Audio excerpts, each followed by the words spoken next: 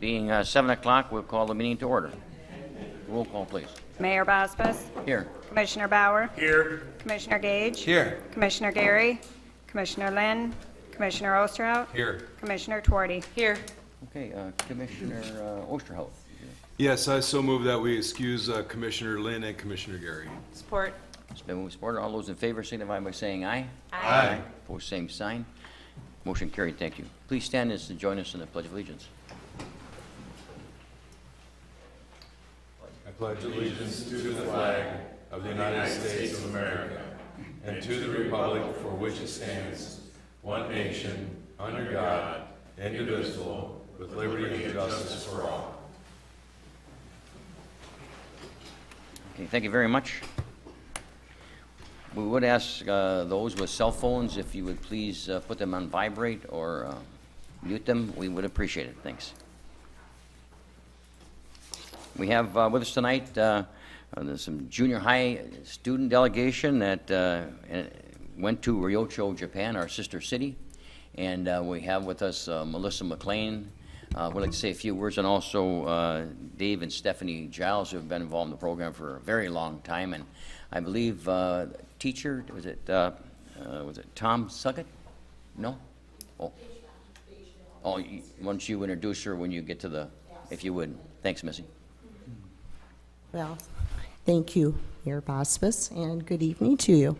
About 2 weeks ago, our Sioux School's Goodwill Mission Student Exchange Program, long title, sent a delegation of 7 students, grade 8 and 9, and 2 chaperones. And our 2 chaperones are 2 of our middle school teachers, Mr. Tom Suggett and Miss Beige Bell, as chaperones. And they spent 7 amazing days in our sister city, Ryocho, Japan.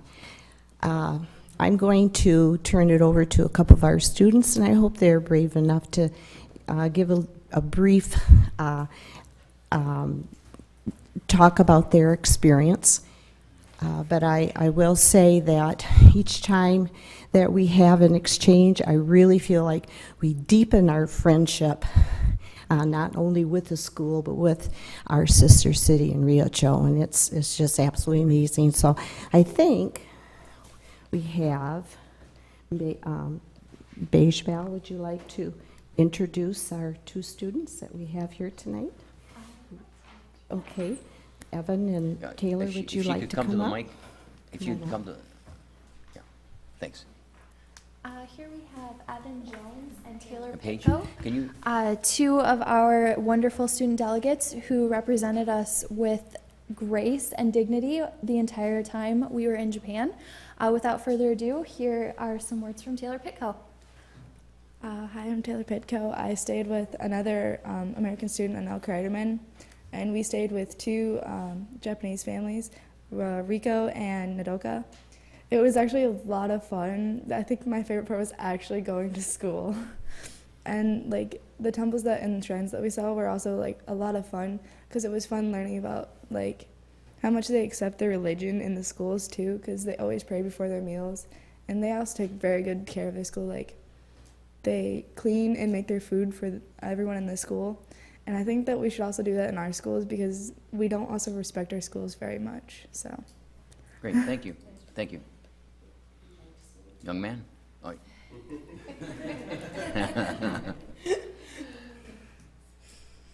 And what is your name?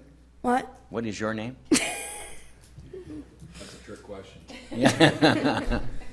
I stayed with one Japanese family, and it was a boy my age, and his name was Brito.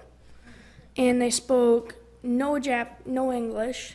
They spoke all Japanese. We had to point and use gestures to learn how to talk, and it was a wonderful time. And I would go again if I could.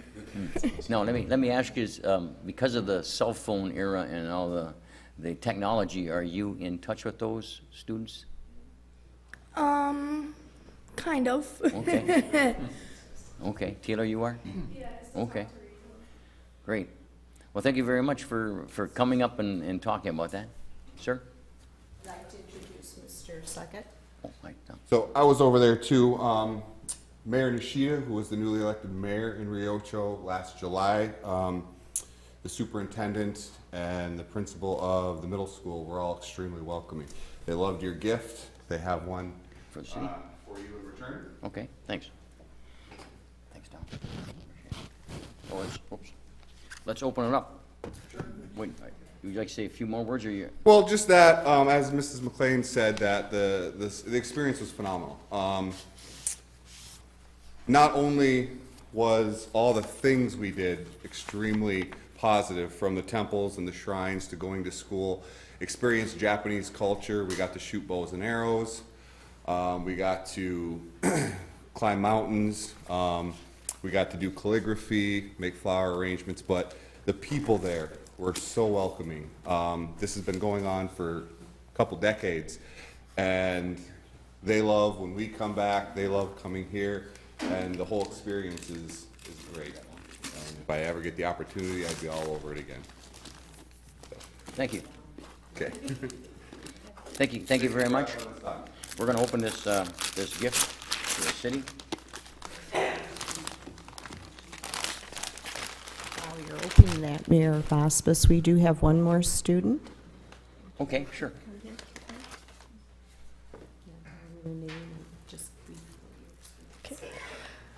Hi, my name is Caitlin Smith, and I can honestly say the week in Japan has been the best week of my life. It was a great once-in-a-lifetime experience, and I'm already planning a trip back to Japan. It's my close second favorite country. I loved everything we did there, all the experiences, the cultural things that we did, and I'm very sad that it was only a week. Thank you. I think I'm opening that.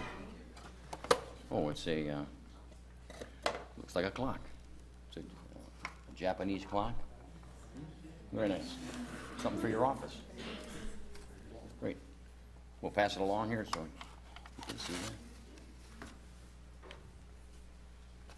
Great, thank you very much, and thank you for sharing it. We certainly appreciate you taking the time and going over there and representing the city of Sault Ste. Marie.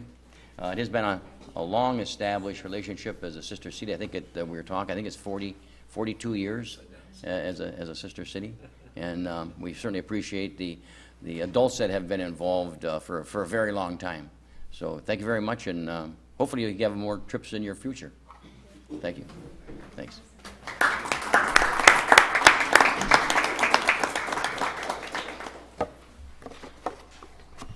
Let's pass over to Robin. Oh, here, I'll give you this too. Yeah.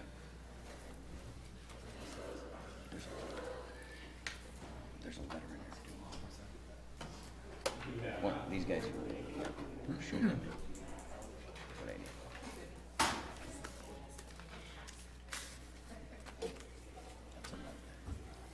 Okay. Item number 2, public comment on scheduled agenda items. Any person may reserve time to speak on an agenda item, not to exceed 3 minutes per person. Is there anyone in the audience that would like to speak on an agenda item?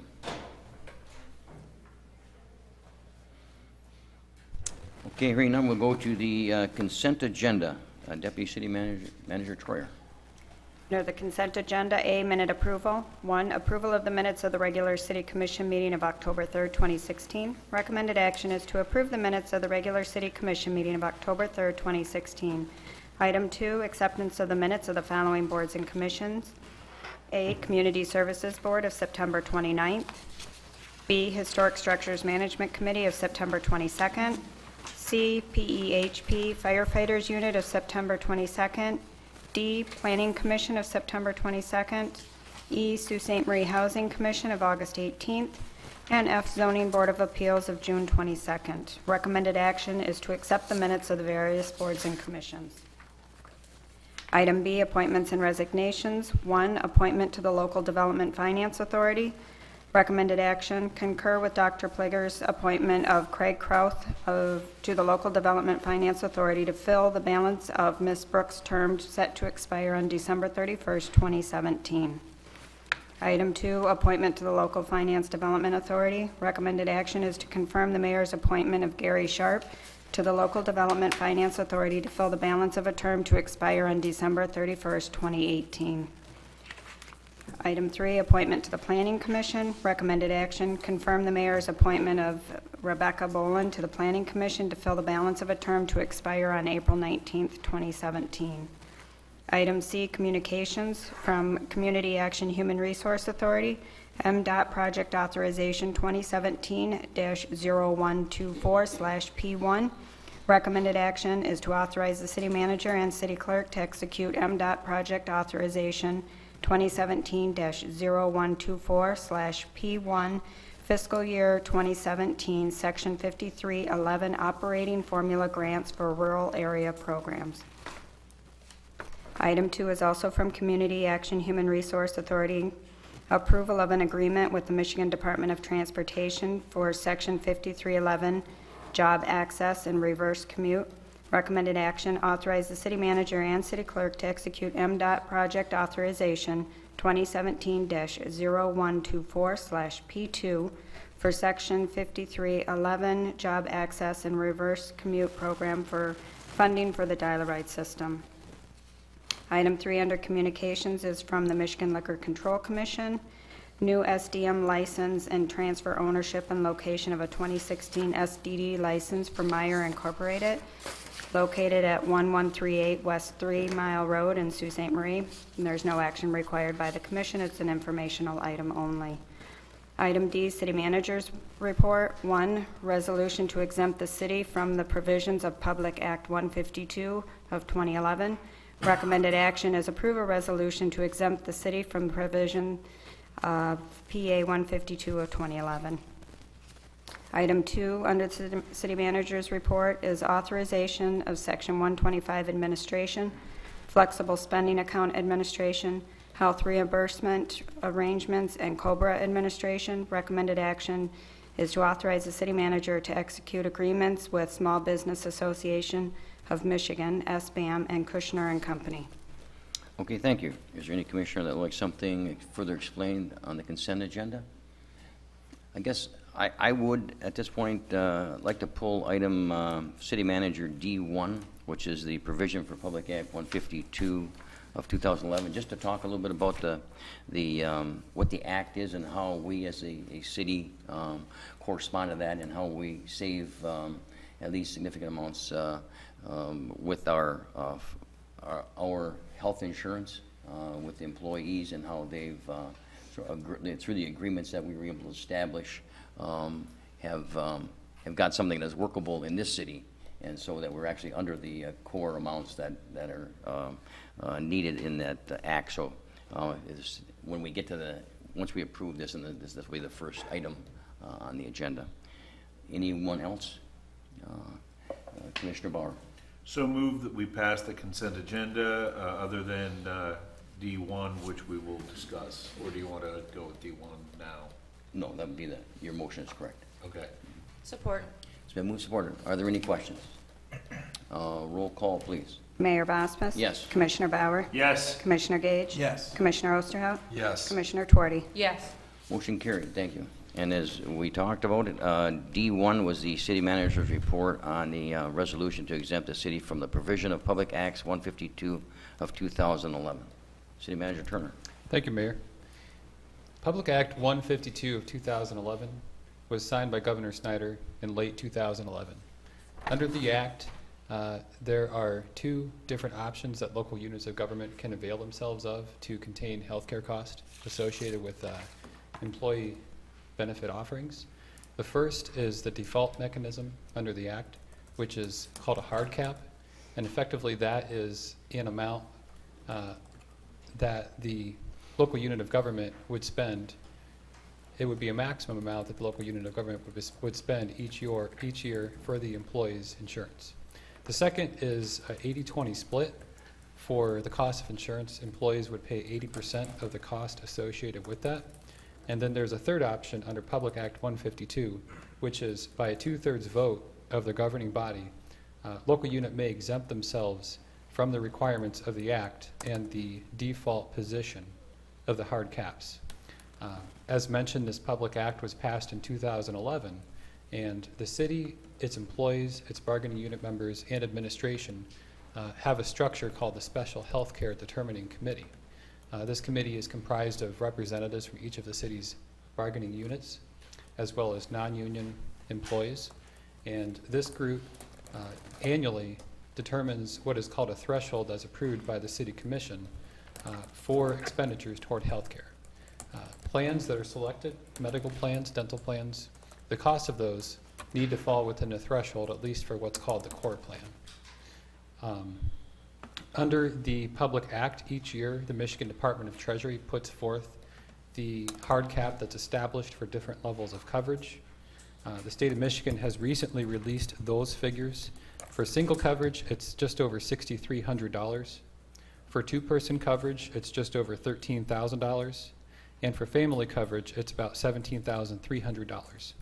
Under the structure that's been in place for a few years, predating Public Act 152, the Special Healthcare Determining Committee has found healthcare plans that are that cost amounts that are less than the thresholds. So, for example, the insurance that's been identified by the committee is just over $5,900 for single coverage, just over $12,000 for two-person coverage, and about $15,600 for family coverage.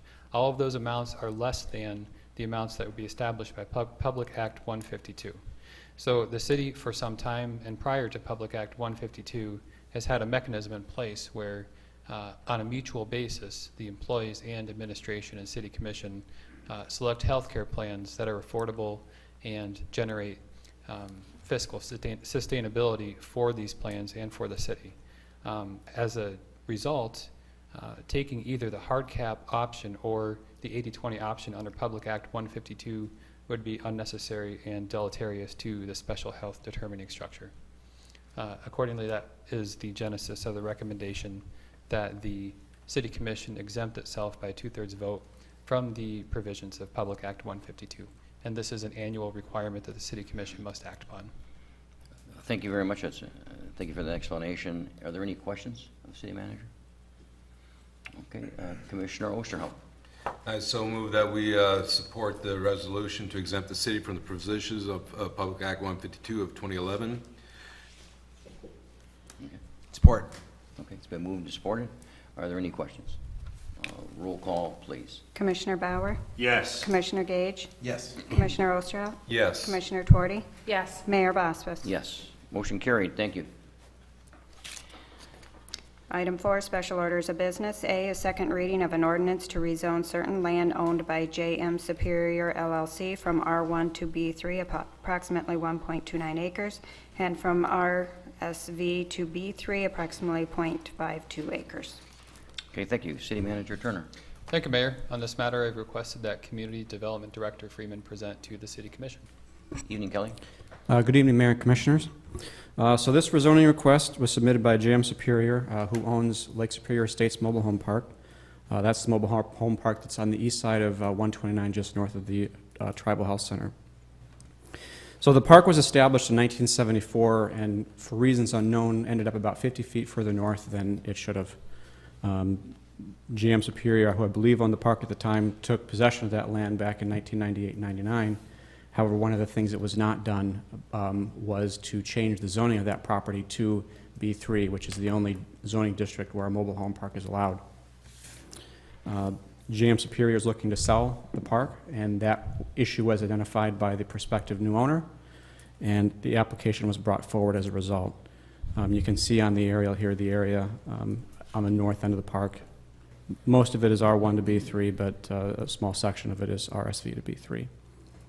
The Planning Commission heard this application at their September 22nd meeting, recommended unanimously that it be approved. There was one public comment that was received in support of the application. That's all I have as far as a presentation, so if there's any questions, I'd be happy to answer them. Okay. Any questions of Kelly? City Manager, you have any further comments? Nothing further. Thank you, Mayor. Okay. Commissioner Tuorty? I move that the City Commission approve the ordinance to rezone certain land owned by J.M. Superior LLC from R1 to B3, 1.29 acres, and from RSV to B3, 0.52 acres. Support. It's been moved and supported. Thank you, Kelly. Are there any questions?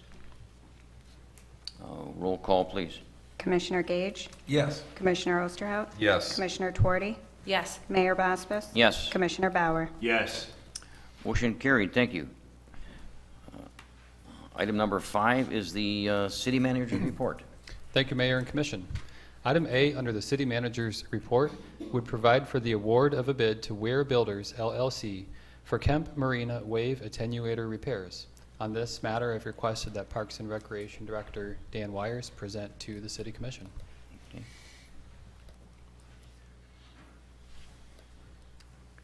Evening, Dan. Good evening, Mayor and Commission.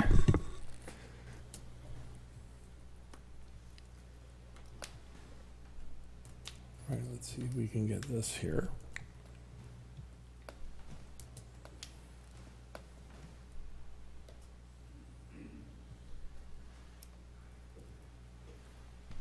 He needs, I'll get it. we can wait.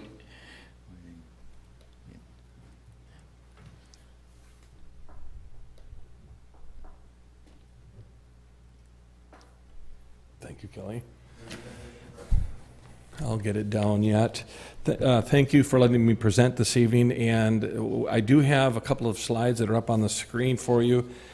This project, wave attenuator, some folks may want to know what that is, and it's not sheet piling for the marina, but it's also to protect the marina. So as you can see on this first slide, this is a section of 2 sheets that have come out and are most likely laying in the bottom of the river. And not only with these 2 sheets that are missing, some of that in that area, it's loose, they're banging, it's a noise thing, a wave issue.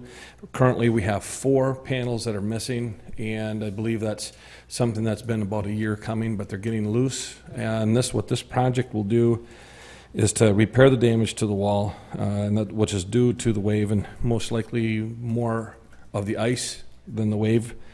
And the wall, it's necessary to protect the shelter of the basin, and a lot of complaints that we've received on noise complaints, some wave action that's come into the marina, but it is one of those where if we don't fix it, next year could be 6 or 8 panels. Next thing you know, we don't have any protection. So this project would put the four new panels up, and would also go through the whole system, bolt it back down, tighten it all back up, make it whole again, and hopefully, there's never a guarantee with all these things, but a lot of it's up to the type of winter that we have. And we did have 2 very, very cold winters here a few years ago that put a lot of ice in the marina. So this is one of these fixes that we need to be proactive on. So see, there's another another photo of one of the other panels. That's missing, and I believe we have one out towards the very end, as you can see there. And those are the 4 that are missing, but there's a lot of loose panels as well. Did you state what's the reason for those? It's that's the protection. As you can see, if we didn't have that, waves and everything would come right into the marina. Which would be rocking boats and that kind of stuff as Correct. they sit down the slip? Correct, Okay. because there's no sheet piling that goes off of that all the way down to the river bottom. Okay. So this is, a few years ago when we had very low water conditions, actually the wave attenuators were showing, and I believe there was even water coming underneath them when we had low water. So this protects the boaters in the marina, and it was a decision when it was built not to sheet pile it, but to put the wave attenuators in to make it Okay. comfortable for the folks that are utilizing the marina and with the river and the boats going through. Great. Thank you for the slides. I was wondering what those were, and now we know. They're sheets that are missing. Okay. Any questions of Dan? Thank you. Thank City you. Manager, the motion Just appreciate Mr. Wires' presentation on that. This is one component of perhaps multiple repairs and improvements and asset management improvements we're looking at making at the Kemp Marina within the coming years to sustain the facility. Okay, and the recommendation is?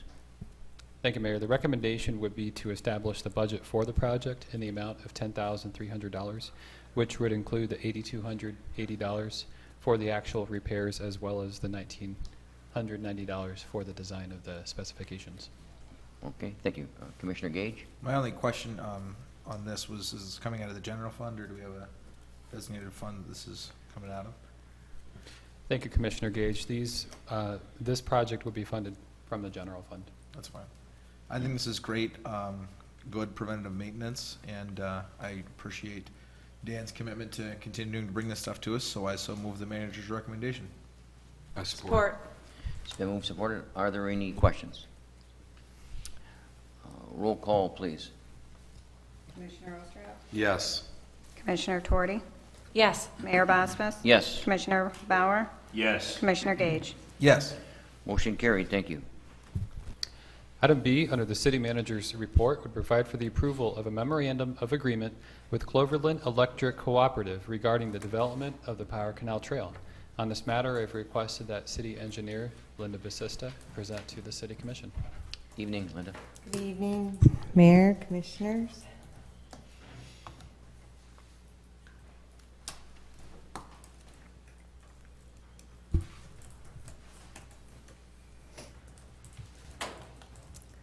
Okay, I think last meeting we talked a little bit about the Power Canal, and tonight before you for your approval is the memorandum of agreement with Cloverland Electric. In terms of the agreement is just to formalize our willingness to work together on planning for and constructing a trail along the Power Canal. That we have their agreement to work with us, and actually will be on their property pretty much the entire route. The trail, so what I'm going to show tonight here is just an overview of the trail itself. And this is the project location. It starts at Portage Avenue and ends at Johnston Street. And my slides just show some of the issues that we have associated with the trail, how we're planning it. On the top and up at the left, and if you can see my pointer, not sure, starts at Portage Avenue, and this is a sidewalk that we installed in 2013 as part of the West Portage multi-purpose trail. This is the 5-foot concrete sidewalk portion.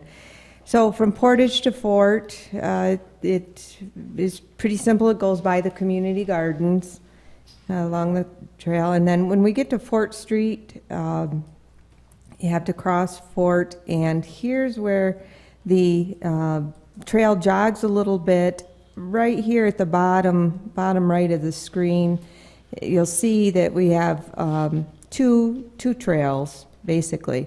That is because the grade changes significantly from Fort Street down to the where the trail levels out. So there will be a ramp. Basically, the trail will continue and with a kind of a steep slope for able-bodied and bicyclists and so forth. But then there's another trail running alongside that takes a turn, and that would accommodate handicapped or compliance with the Americans with Disabilities Act. So there would be a ramp.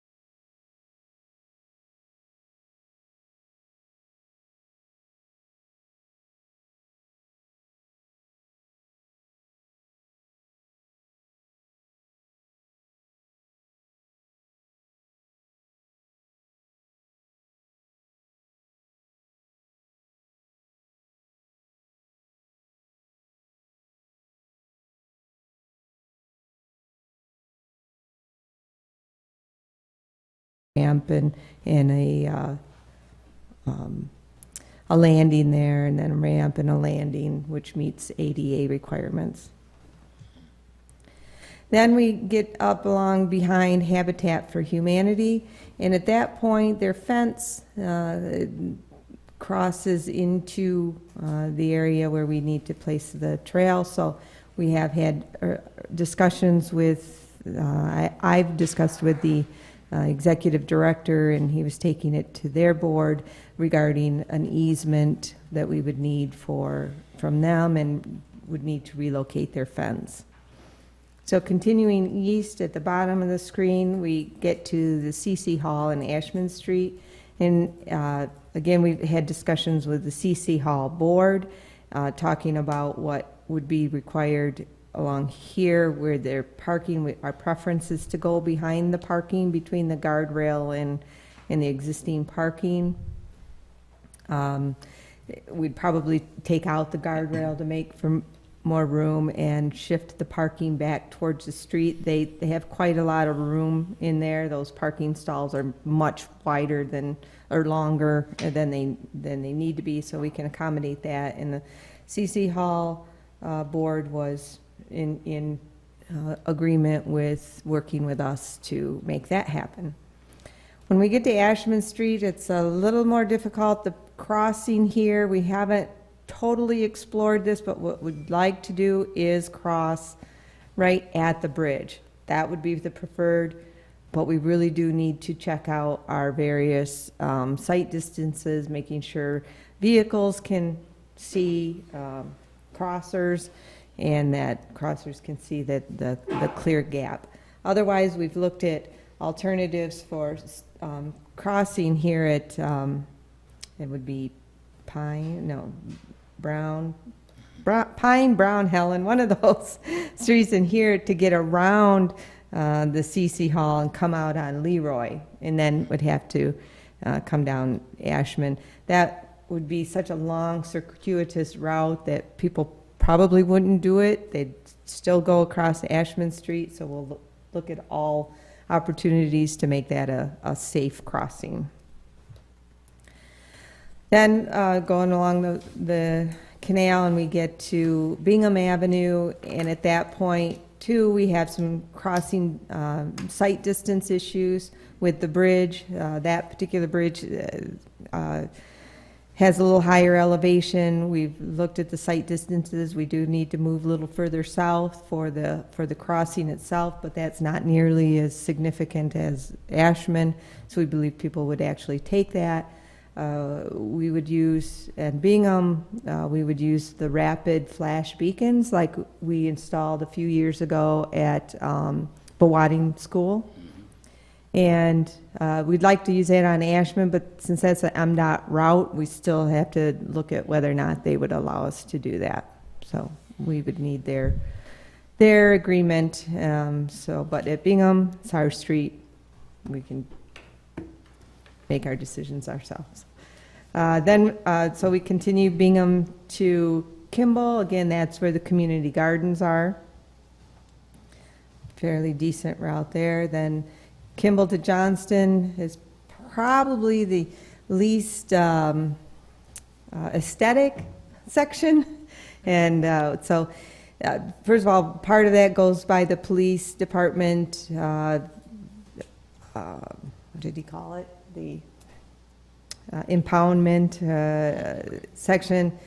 So we'll be fencing that off. And then it goes by the Cloverland section of where they still have some poles and so forth. So we'd want to make a nice screening with trees, arborvitaes, whatever is a good screening product. And then it ends out on Johnston Street. We chose Johnston Street because if we continue to go further east and up and wrapping around to East Portage, we'll get tighter houses, people's backyards, side yards, whatnot. It just gets a lot more challenging. Johnston Street will have has the new sidewalk now from the CSO construction, and just think that's a good place to terminate. Folks can go north on Johnston.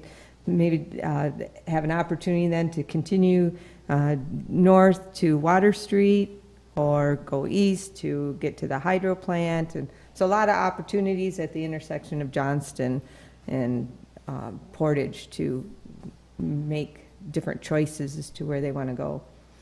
And then this last on the bottom here is just a typical cross section of what the trail and the various amenities might be. The power canal side, Cloverland doesn't want us putting any trees in, anything that root systems that would affect the new walls that they're new revetment that they're putting in. We need a clear zone to the fence. So it's a 10-foot wide path, 2-foot shoulders, and then we also have planning for the interpretive signage. Some of the topics for the interpretive signage is one, of course, the power canal itself. One would be the meridian, the surveyed meridian starts at the railroad bridge. So not areas necessarily specifically along the trail, but historical things of interest that might cause you to then seek out, go further beyond just the trail itself. Benches, trash receptacles, and trees. So that's the gist of the trail. Since our last discussion, we've also had further conversations with Cloverland regarding discussion, what about being closer to the water, down the slope, going under the bridges, and two primary reasons besides the funding, the cost of doing that. The primary issues with that would be safety, of course, keeping people from entering the power canal. As you know, there's a dangerous thing at the end, so it's pretty swift current, more so than anywhere else that has waterfront walkways. And then there's just not clearance under the bridges themselves, even when the water's at low point. I think the most clearance at low point of the canal is 7 feet, so we would need 7 feet just on a normal water elevation. Questions of Linda, Commissioner Tuardi? Thank you. Mostly, I think just a comment, but nice design, by the way. I like it, and it gives it's a little bit more, it's easier to see what the intent would be of the trail. I do think, though, too, if we could get Cloverland to take down the yucky chain link fence with the barbed wire at the top and redo something like that the Corps did, and it would actually not only make it look more symmetrical, because we would have a little bit more of a flow going on, it's much nicer fencing. Yeah, and I should have mentioned that they are talking about doing fence replacement and are willing to look at something that's a little more aesthetically pleasing. Yeah. And they have to, they're also having to look, their requirements for safety have increased considerably, just like at the Corps and so forth, and they have to look at barrier fencing as well. Yeah. Okay. Thank you. Just a couple of, I guess, questions. Accessing, you can pretty much access a trail from anywhere. Parking areas, the city isn't providing parking at either end from what you see on the... Yeah, but there is room to park along some of those entryways.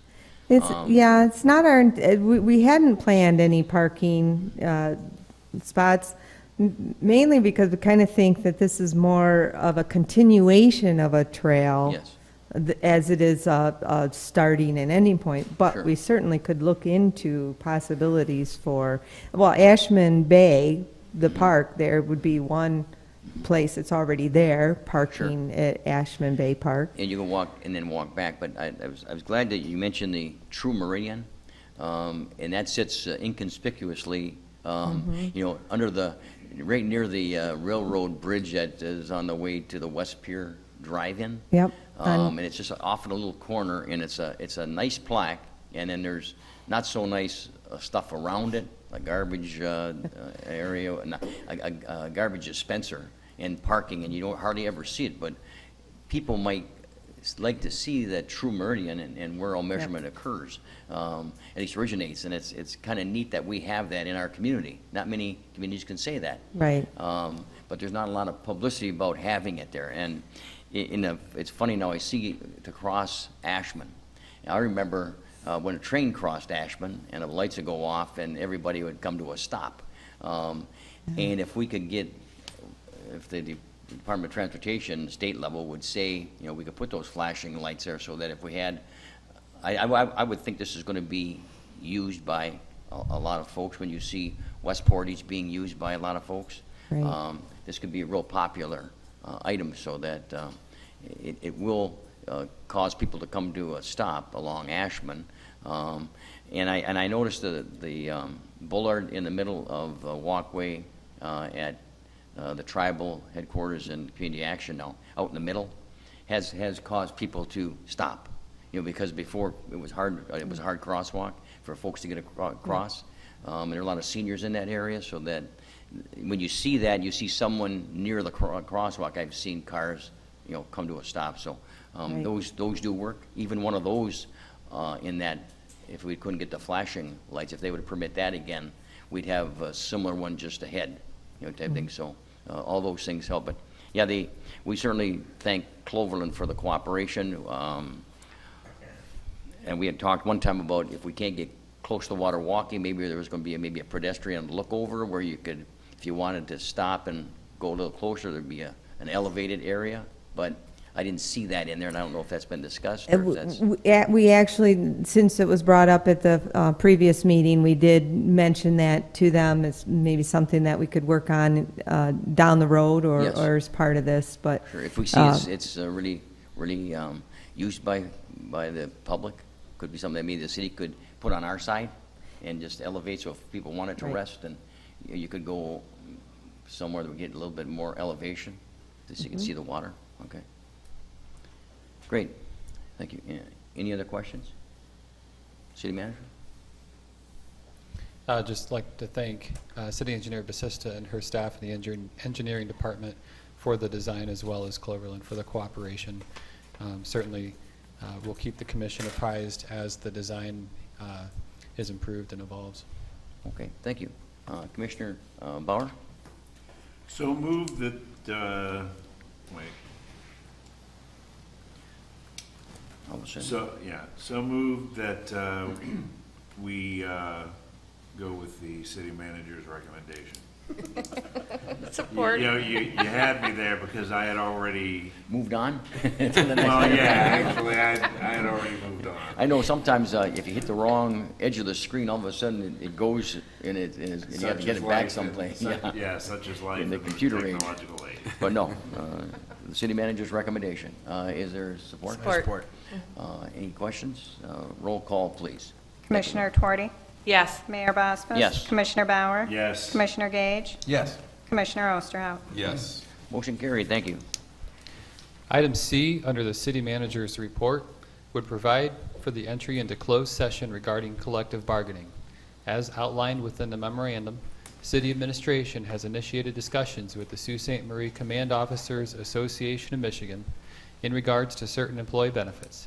Section 8C of the State of Michigan Open Meetings Act specifically states that a public body may meet in a closed session for strategy and negotiation sessions connected with the negotiation of a collective bargaining agreement.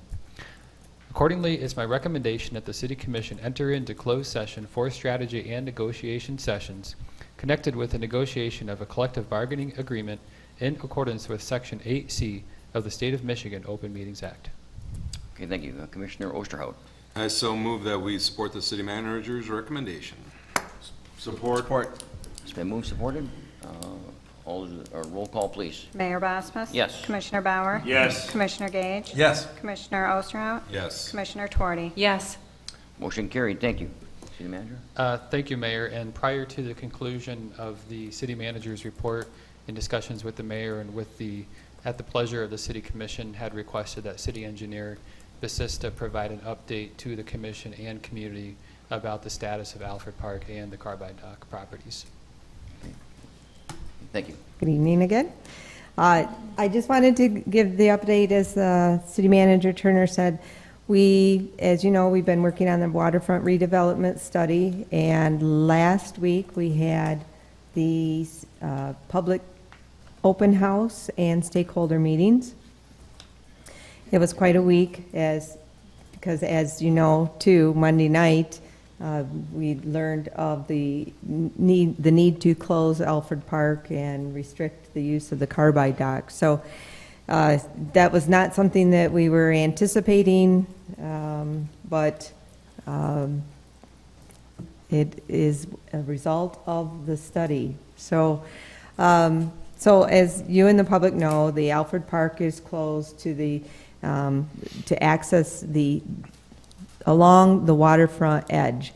The current situation is that the pilings that are missing, about 50% of the pilings are missing off of the face of the dock, which holds up a unreinforced concrete slab, and so therefore the concrete is cantilevered, and through the modeling was determined not to be suitable for any kind of weight, including the pedestrians. It shows in the model that it won't even support its own weight. Now, I know that a lot of the public has thought that the closure was due to the sinkholes that they've seen for a long time at Alfred Park, but that is a separate situation that did not cause the closure of the park, but it was actually the structural modeling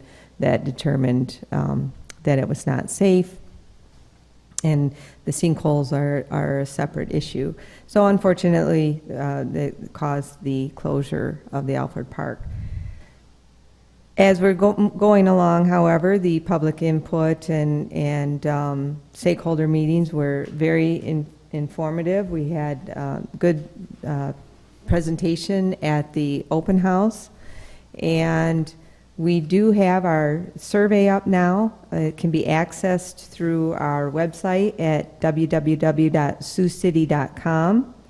And if Bonnie would be so kind, this is the homepage of our website, and I just happened to capture the screen while Alfred Park was going through this slideshow. Part of it's there anyway. Some ghosting of power poles behind it, but the survey is on the front page on the left-hand side under daily announcements. Click on that. That'll take you to a Survey Monkey site. So I hope that a lot of people will go and take that survey. It'll help determine what the future of these particular properties, not just Alfred Park, Carbide Dock, and Harvey Marina. One thing I've learned through this process is a lot of people did not know that Carbide, the city owned and operated the Carbide Dock. So, and that is an property that the city owns that could be an amenity for all of the public. So if they put in their desires, their interests on the survey, that would be much appreciated. One of the things is trying to get out of the survey is, do people want to continue to see the shipping industry there along with maybe some other use? So that's one of the questions. Do they want to keep the Carbide Dock as maritime, for maritime use, and with some other uses? There's a lot of land there, so we have opportunity to do some other things. As for the Alfred Park, when I put out the press release for the closure of Alfred Park, I did say that I was asking our consultant to look at whether or not there's any portion of the Alfred Park that could be open to pedestrian use. Because when they did the structural analysis model, they used that there were 57% of the pilings along the face missing. But if you look at any one particular spot, are there more pilings still there someplace else? We're part of those 57% of the pilings missing at the Carbide Dock side versus the Alfred Park side, which would allow us to maybe open up part of the Alfred Park. And the answer came back is no, unfortunately, more of the pilings are actually missing from Alfred Park than the Carbide Dock side. So we are not able to open up any portion of the Alfred Park based on that result. I have asked our consultant to work with us to look at opportunities for temporary bollards for future use for shipping, perhaps cruise ships. We are looking at alternative locations for the cruise ships. As you may know, the cruise ships are becoming a growing industry. We learned this as part of our stakeholder meetings, the future opportunity for more cruise ships to come to the city. And so we're looking at what are all of our options for temporary use of Alfred and or Carbide Dock. And lastly, we are wrapping up this study with, aside from being taking a little bit of a detour with having to look at temporary issues because of the closure of the facility. We're proceeding with our original plan to complete the study, which will be completed in December. And so with all the comments, input from the public and the studies, our consultant will come back with what are our options, what are the costs, and so forth, based on public input as well. And so that should all be wrapped up in December. And in the meantime, we are also seeking various avenues for funding mechanisms for all of the properties. Because we understand, in just layman's terms, it's going to be very expensive for the city to take that upon itself to try and totally reconstruct the Carbide Dock or repair it, and you're talking into the millions, so that we need help from other entities, including hopefully the federal government. So, Commissioner Tuardi. Thank you. This is probably more of a question for Oliver, but what has been the response, if any, from Senator Schmidt or from Representative Chatfield? Have they, because they both are aware that we had to close it down, have any of them reached out to you with any concerns or? Thank you for that question, Commissioner Tuardi. As you're aware, each year that the Sault Ste. Marie delegation travels to Lansing for the Capitol Conference as an opportunity that the Commission takes to continue to explain the situation. And right now, we have been working toward, after all of the preliminary information is compiled, sitting down with our state level officials, preferably during the month of November, to hold that conversation about, we're presenting the information, the specific next steps that could be taken, and what type of help may be expected for the improvement of the properties. Yeah, correct. Good. Because it has been on our agenda for at least since I've been elected. Yes. So we've been discussing it. And also the National Harbor Fund is another point of entry that we'd like to be able to access, but so would a lot of other entities along the waterways, and haven't been very successful in getting any movement on that. But hopefully, with some federal help, we can access some of those funds. Good. Thank you. You're welcome. Anyone else? City Manager, do you have additional comments? I appreciate Commissioner Tuardi's question. It also brings to mind that after the election cycle concludes, there would be a similar effort to reach out to our congressional representative once the successor to Representative Benishek is identified, to work with federal level officials to determine what type of funding they may provide as well. Did you want to say anything about the salt that we normally get at the dock? Yes, Mayor, thank you. The salt delivery, last week the city had been working with the supplier, the contractor and the carrier on a potential alternative. There was an alternative that was identified, and prior to the delivery, which had been tentatively confirmed, there was a request that the city received to execute a hold harmless agreement. That was something that, after reviewing it with our liability insurance carrier, was not something that we were able to do. And the salt delivery will be taken to the Sault Ste. Marie depot on the Canadian side, and the carbide compound will not be used this year for the salt delivery. So I thought that was very interesting, that they wanted to hold harmless in case something were to occur, but that's not on the face of the dock. It's the salt is boomed out over the area and then now dropped another, well, say, well over 100 feet off the dock. But so it'll be going to Sault, Ontario, and we're happy that at least someone nearby was able to take on that. We have a number of communities in the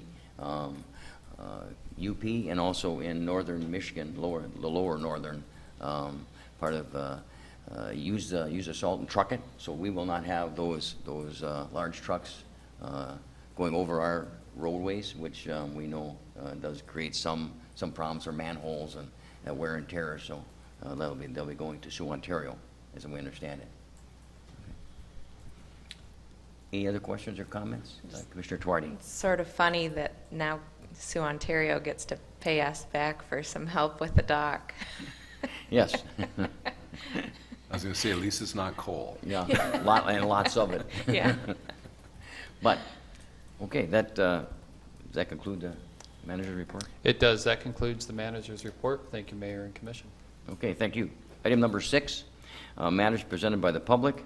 Is there anyone in the audience that would like to make a comment at this time? Yes. Welcome again, and if you'd like to introduce yourself, we'd appreciate it. Thank you, Mayor and Commission. My name is Cliff Pattinson. I'm the student liaison from Lake Superior State University Student Government to the State of Sault Ste. Marie. I have a couple quick announcements. Once again, on just a reminder from per request of a student from the university, I'd just like to make another announcement for the kickball tournament this Saturday.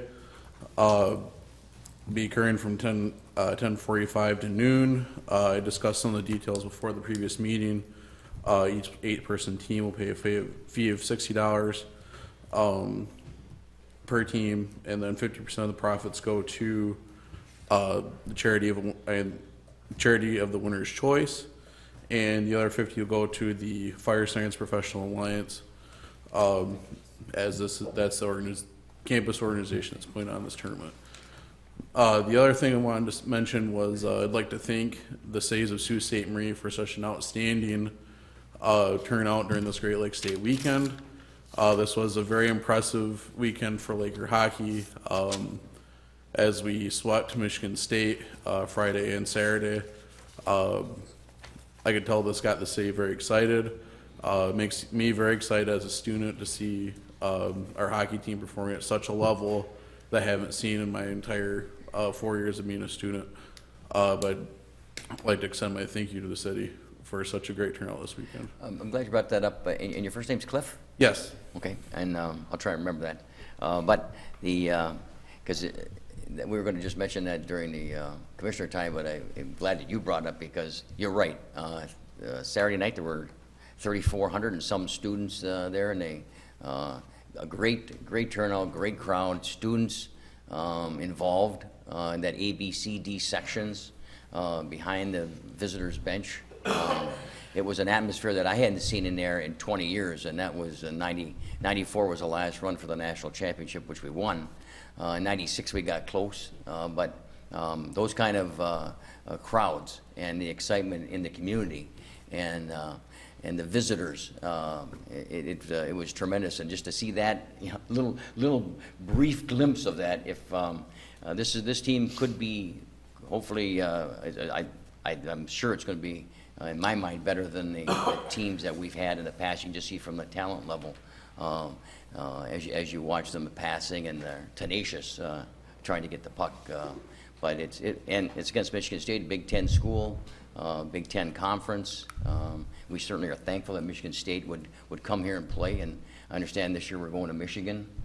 Lake State's going to Michigan to play there.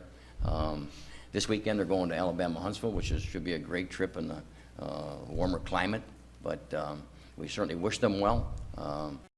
They're off to a good start at 2-0, and they get on a run here and hopefully get home ice. And then you never know. Things can occur, as we know. So, Commissioner Gage. You know I got to talk about Laker hockey. Yeah. I mean, 6-1 Friday night, 7-3 on Saturday night. It was crazy. The attendance was so big Friday night. We set a new revenue record at Lake State. We ran out of food. We had to close concession stands early, and we ran out of beer. So hopefully we won't have that happen again. But if it's been a while since you've been back to a Laker game, if you know it hasn't been your thing for a while, it's certainly looking like it's time for you to come back to Laker hockey, because the crowd was wild. Coach Witten mentioned to me that the Michigan State coach came up and said he's been coming to Lake State for 10 years, and this is the first time that our students got into his kids' heads. So I think that our rowdiness and our loudness certainly helped our boys out on the ice there, and so It was the I'm beer. still, the beer was fantastic.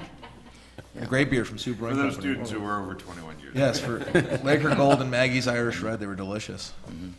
No, it was a very good time, and just a full house, and a lot of folks that we hadn't seen in a while, come out from Michigan State, and hopefully that will continue throughout the year as they proceed.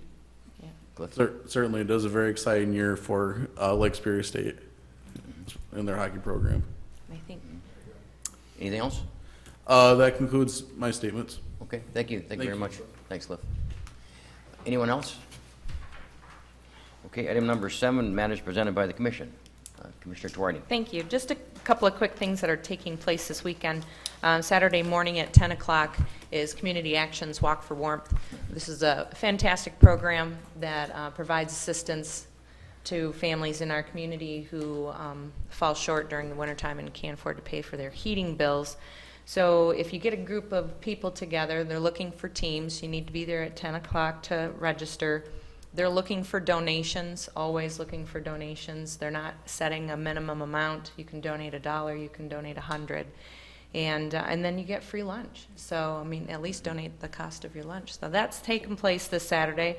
Also, Lake State's Pink in the Rink is coming up in a couple of weeks, 2 weeks, right? Yes. And then this weekend is Sioux Eagles Pink in the Rink at Puller Stadium. So both Friday night and Saturday night. Puck drop 7:30 Friday. Saturday at 7, and you'll be able to raffle out or donate, try and get a jersey. So those are the ones that I always try to get. I like to hang them up in my store. It's about $150 for the opening bid, but it's a great, yeah, they're worth it. So, and then Lake State really does up Pink in the Rink. So Yes. Commissioner Gage. Yeah, I was going to mention that too. So October 28th is a very big day for a number of events. One, we got Lake State Pink in the Rink. 2, Lake State is hosting a debate for the candidates for the 1st congressional districts. So Lon Johnson, Jack Bergman, Diane Bostow, and Alice Bull will all be there to have a debate and discussion. And then the other exciting event for our commissioner who is not here is October 28th is Dancing with the Stars, where Commissioner Bill Lynn and Mary Lynn will be dancing. And let's hope his hip holds out, right? Mm-hmm. No, it's a lot of activity beginning and continuing. I know Walk for Warmth, myself and the city manager will be there. We certainly welcome any commissioners that would like to walk that day. It's this time of the year should be pretty good. We've walked in February before, which has been cool at times, but it's a great time, and the chili after is excellent. The staff from Community Action, make the meal, so it's a great time in Avery Square. So I think our city manager has an announcement too. Thank you, Mayor. As our DDA Director, Justin Epper, was unable to attend, just wanted to remind the community that this week is Sault Ste. Marie Restaurant Week. Today kicked it off, October 17th, and it runs through the 23rd. There is a menu available online, www.siouxrestaurantweek.com, and it's $12 for lunch, $22 for dinner, and a couple of the participating restaurants do have the dinner as 2 for 1. So it's restaurants throughout town. It's a great event. Again, it's www.siouxrestaurantweek.com, and it runs until October 23rd. Okay, thank you. Did you, anyone else? Commissioner Bauer. Your Honor, so move we adjourn this meeting and head into closed session. Support. Moving support. All those in favor signify by saying aye. Aye. Opposed, same sign. Motion. Motion approved.